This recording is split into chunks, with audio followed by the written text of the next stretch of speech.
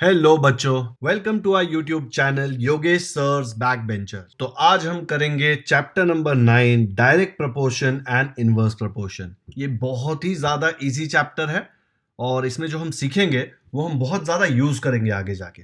तो आप जो पहले प्रॉब्लम सॉल्व करते थे उसमें बहुत कॉम्प्लिकेशंस होती थी, आपको बहुत सारे स्टेप्स करने पड़ते थे, लेकिन अब वो सारे problems direct proportion and inverse proportion use करके बहुत ही सिंपल हो जाएंगे और छोटे हो जाएंगे। ठीक है, चलो शुरू करते हैं। सबसे पहले शुरू करते हैं डायरेक्ट प्रपोर्शन। अब डायरेक्ट प्रपोर्शन में पहले प्रपोर्शन का मतलब समझते हैं। प्रपोर्शन मतलब दो क्वांटिटीज के बीच में क्या रिलेशन है। ठीक है, जैसे कि यहां पे मैंने डायमीटर लिया है और नंबर ऑफ पार्ट्स लिए हैं, तो डायमीटर और पार्ट्स में क्या रिलेशन है उसको बोलते हैं प्रपोर्शन। ठीक है, ये दो नहीं, तीन चार पांच चीजों के बीच में भी हो सकता है, लेकिन आपके लेवल पे अभी ये सिर्फ दो चीजों में कंसिडर कीजिए। ठीक है, और डायरेक्ट का मतलब क्या है? डायरेक्ट का मतलब अगर ये डायमीटर सपोज मैं ले लूं, अगर ये बढ़ता है तो पार्ट्स भी बढ़ेंगे। ठीक है, और अगर डायमीटर कम होते हैं तो पार्ट्स भी कम होंगे। मतलब डायमीटर जैसा बिहेव करेगा, पार्ट्स एग्जैक्टली सेम वे में बिहेव करेगा। अगर सेम वे में बिहेव करते हैं तो उसका मतलब होता है डायरेक्ट प्रपोर्शन। ठीक है, अब ये एग्जांपल लेके देखिए। अब ये सर्कल में मैं एक डायमीटर बनाता हूं। ठीक है, अब क्या हुआ, मैंने एक डायमीटर बनाया, कितने पार्ट्स बन गए? देखो अच्छे से, वन पार्ट टू पार्ट, तो टू पार्ट्स बन गए। ठीक है, सपोज मैंने ये एक तो बनाया ही था। ठीक है, मैंने एक और डायमीटर बनाया। डायमीटर का मतलब पता है ना क्या होता है? डायमीटर का मतलब जो सेंटर से कॉर्ड पास हो रहा होगा उसको डायमीटर बोलते हैं। ठीक है, अब इसमें कितने पार्ट्स बचे? One two three four. मतलब मैंने जब दो डायमीटर बनाए तो मुझे फोर पार्ट्स मिल गए, राइट? दो डायमीटर में फोर पार्ट्स मिले। अब तीन डायमीटर लेके देखो। ठीक है, तो कितने पार्ट्स बने? One two three four five six. मतलब अगर मैंने तीन डायमीटर लिए तो मुझे सिक्स पार्ट्स मिल गए। एक और बार देख लो, सपोज मैं फोर डायमीटर्स बनाता हूं, कितने पार्ट्स बने? One two three four five six seven eight. मतलब अगर मैंने चार डायमीटर बनाए तो मुझे एट पार्ट्स मिले। अब अच्छे से ऑब्जर्व करो, डायमीटर जैसे बढ़ रहा है, देखो पहले एक था, फिर दो हुआ, तीन हुआ, चार हुआ, बढ़ रहा है ना डायमीटर, तो पार्ट्स भी बढ़ रहे हैं। देखो पार्ट्स टू से फोर हो गए, सिक्स हो गए, एट हो गए। मतलब जब डायमीटर बढ़ रहा है पार्ट्स भी बढ़ रहे हैं। ठीक है, तो इसको बोलते हैं डायरेक्ट प्रपोर्शन। आया समझ में? क्या बोलते हैं इसको? Direct proportion.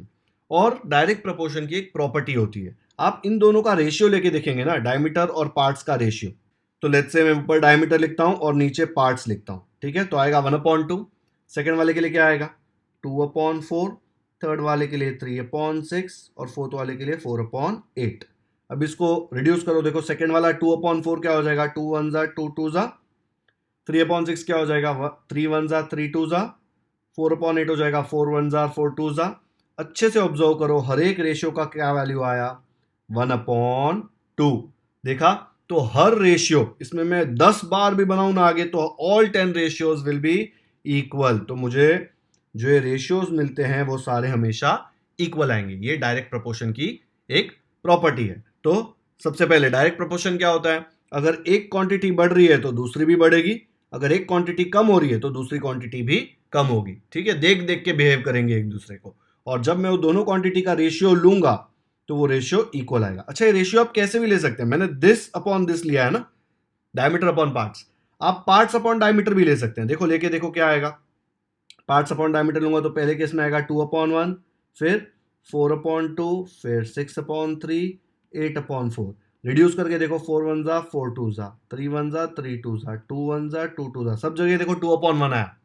तो कैसे भी रेशियो लो चलेगा, लेकिन रेशियो कांस्टेंट रहेगा। ठीक है, चलो अभी हम लोग इसके प्रॉब्लम समझते हैं। तो फर्स्ट प्रॉब्लम दिया है, if 7 kg onions cost 140 rupees, how much must we pay for 12 kg onions. मतलब 12 kg अनियंस का कॉस्ट पूछा है, हमें नहीं पता, तो हम लिख देते हैं let the cost of 12 kg onions be rupees x. ठीक है, उसको मैंने एक्स ले लिया। तो अगर मैं ये ऐसा लिखूं, कॉस्ट और दूसरे टेबल में लिख दूं क्वांटिटी, तो क्या आएगा, देखो फर्स्ट वाले के लिए 7 kg अनियंस, मतलब क्वांटिटी कितना है 7 kg, तो मैंने लिख दिया 7। वही केस में 7 kg अनियंस का कॉस्ट कितना है, देखो कॉस्ट इज 140 रुपीज, तो मैंने यहाँ पे कॉस्ट में लिख दिया 140। ये वाला डेटा है ना, पहले ऐसे दिया हुआ है।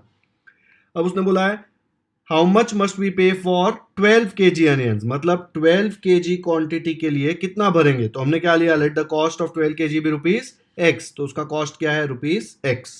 ठीक है, तो अब मुझे बताओ अगर मैं ज्यादा अनियन लूंगा तो मुझे ज्यादा पैसे देने पड़ेंगे, सस्ता थोड़ी ना होगा, जितना ज्यादा अनियन लेंगे उतना ज्यादा पैसा देना पड़ेगा। मतलब क्या है, अगर क्वांटिटी बढ़ रही है तो कॉस्ट भी बढ़ेगा ही।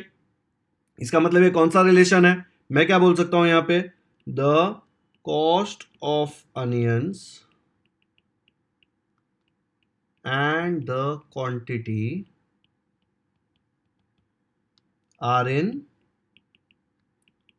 Direct proportion.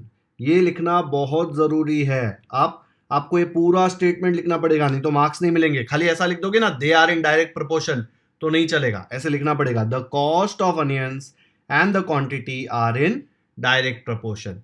अगर ये लोग डायरेक्ट प्रपोर्शन में है तो हमें क्या प्रॉपर्टी पता है, हमें पता है कि ये रेशियो जो होगा वो इक्वल आएगा। करेक्ट, तो रेशियो लेके देखो, रेशियो क्या आता है, therefore can I say 140 upon 7 is equal to x upon 12।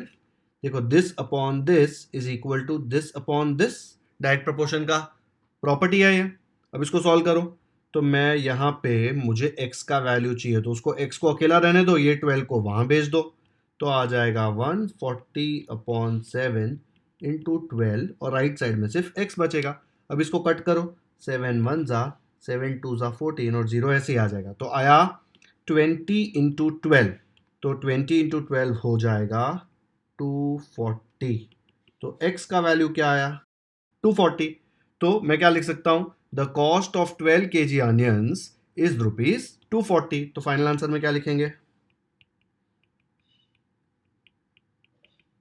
The cost of 12 kg onions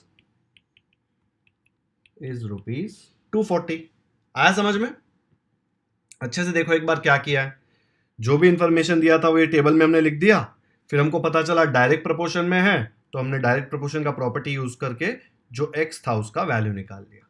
ठीक है, अच्छा प्रैक्टिस सेट 37 में सारे क्वेश्चन डायरेक्ट प्रपोर्शन के ही है, तो ऐसा मत सोचना तो फिर ये लिख के क्या फायदा है, अरे लिखना तो पड़ेगा ना, एग्जाम में थोड़ी ना ऐसे देंगे प्रैक्टिस सेट 37 और उसके सारे क्वेश्चन दे दिए। एग्जाम में तो क्वेश्चन कौन से भी प्रैक्टिस सेट में से आएगा, डायरेक्ट भी हो सकता है इनवर्स भी हो सकता है, तो आपको हमेशा ये लाइन लिखना ही पड़ेगा।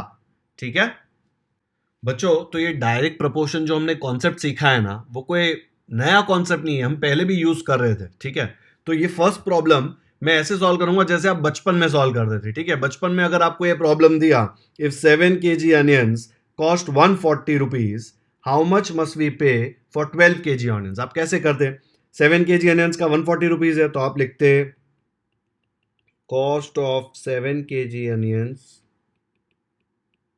Is rupees 140। फिर आप क्या करते, आप 7 kg अनियंस के प्राइस से 1 kg का प्राइस निकालते, तो कॉस्ट ऑफ 1 kg अनियंस क्या आ जाएगा, 1 kg अनियंस का प्राइस आएगा 140 डिवाइड बाय 7।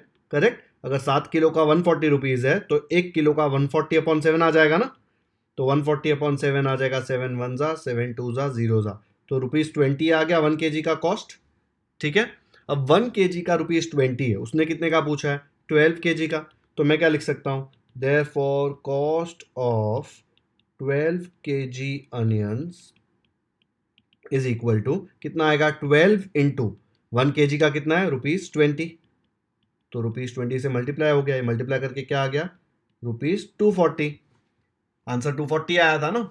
तो बचपन में आप ऐसे ही करते थे ना, पहले 7 kg से 1 kg का प्राइस निकालते थे, फिर 1 kg से 12 kg का। तो ये दोनों मेथड से सेम आंसर आता है, लेकिन अभी हमें डायरेक्ट प्रपोर्शन यूज करना है। ठीक है, क्योंकि डायरेक्ट प्रपोर्शन आपको आगे जाके बहुत काम आएगा। जो बहुत डिफिकल्ट प्रॉब्लम्स होंगे ना, वहां पे सोल्यूशन काफी छोटा आएगा अगर आप डायरेक्ट प्रपोर्शन यूज करेंगे। तो ये केस में आप पूरा सोल्यूशन देखो, मैंने फर्स्ट मेथड से किया, यहां तक देखो डायरेक्ट प्रपोर्शन में ऐसे लिया, रेशियो निकाला और आंसर 240 आया। और बचपन में जो मेथड यूज करते थे वो यूज किया तो भी 240 आता है। तो टेंशन नहीं लेने का, ठीक है, कुछ नया नहीं कर रहे हैं हम, सेम कॉन्सेप्ट यूज कर रहे हैं, बट थोड़ा अलग तरीके से। ठीक है, तो इसके आगे जो सारे प्रॉब्लम्स है वो हम डायरेक्ट प्रोपोर्शन के मेथड से ही करेंगे। ठीक है, तो बच्चों ये वीडियो में हम बस ये फर्स्ट प्रॉब्लम कर रहे हैं, इसके नेक्स्ट वीडियो में बाकी के 4 प्रॉब्लम्स मैं सॉल्व करूंगा। अगर आपको ये वीडियो पसंद आया हो तो इसे लाइक और शेयर जरूर करें, और अगर आपने हमारे चैनल को अब तक सब्सक्राइब नहीं किया है तो सब्सक्राइब करना ना भूलें। आपके दोस्तों को भी इस चैनल के बारे में बताएं ताकि वो भी ये सारे वीडियोस देखकर मैथ्स अच्छे से समझ सके। Thank you for watching this video.